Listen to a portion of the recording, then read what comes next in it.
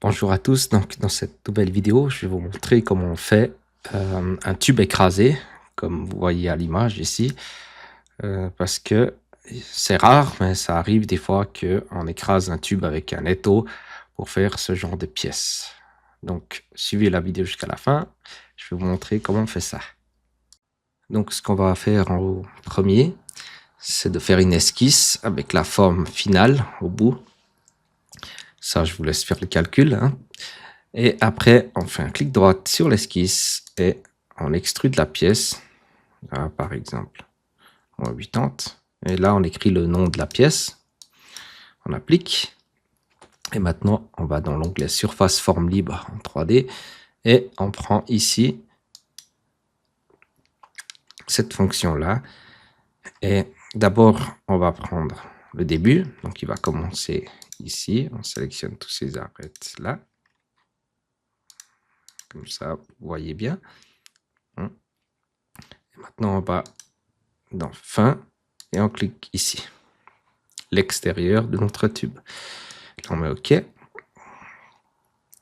Là, on met oui.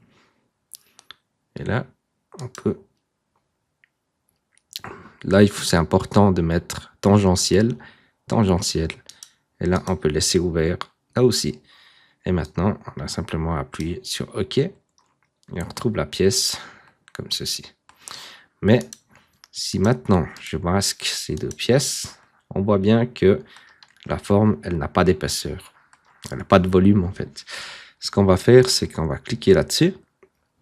Et on va aller dans Standard 3D. Alors, on appuie la fonction coque. Et on lui dit que la cloison, elle fait 3 mm d'épaisseur. On appuie sur OK. Et voilà. Elle a un volume. Et on voit aussi ici que c'est un objet plat. Donc maintenant, il ne reste plus qu'à afficher tout ça. On peut sélectionner ces deux pièces. Ou bien seulement celle-ci, pardon.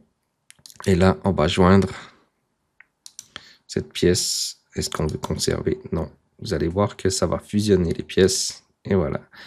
Il n'y a qu'une pièce. Là, on peut l'appeler pièce écrasée. Pourquoi pas. Et voilà. On a notre tube écrasé. Et maintenant, on peut percer le trou. Comme ceci. Là, un trou de 20.